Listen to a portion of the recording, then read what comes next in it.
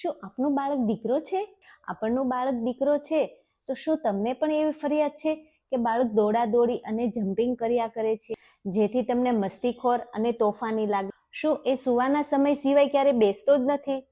તો તમને હું વૈજ્ઞાનિક રીતે સમજાવું કે એવું શા માટે થાય છે. બોયઝનું મોટર સેન્ટર ગર્લ્સ કરતાં ખૂબ મોટું હોય છે, જેથી તેમને કોઈ પણ પ્રકારની વસ્તુ સમજવા કે પ્રોસેસ કરવા માટે આ પ્રકારની મુવમેન્ટ કરવી ખૂબ જ જરૂરી હોય, કારણ કે તેમના મગજના એ ભાગમાં એટલે કે સેરિબેલમમાં લોહીનો પ્રવાહ ખૂબ વધારે રાખવો પડે છે. તેથી બોયઝ કોન્સ્ટન્ટલી દોડાદોડી અને કૂદાકૂદી કરતા જ રહે છે. જ્યારે તેઓને શાંતિ હોય છે ત્યારે તેનું મગજ રેસ્ટ મોડમાં જતું રહે છે. ત્યારે તેઓ કાં તો સૂઈ જાય છે અથવા તો કોઈ પણ વિચાર ન કરતા આરામ કરવા લાગે છે. એટલે જ્યારે તેઓ આ રીતે કૂદાકૂદી કરે ત્યારે એ વધુ વિચારી શકે છે અને પોતાને ડેવલપ કરી શકે છે. એટલે છોકરાઓને તેની દોડાદોડી અને મસ્તી કરવા દેવી હાનિકારક નહીં પણ હિતાવહ છે. શું તમારો બાળક દીકરો છે તો એ પણ આ રીતે કરે છે? મને પ્લીઝ કોમેન્ટ કરજો.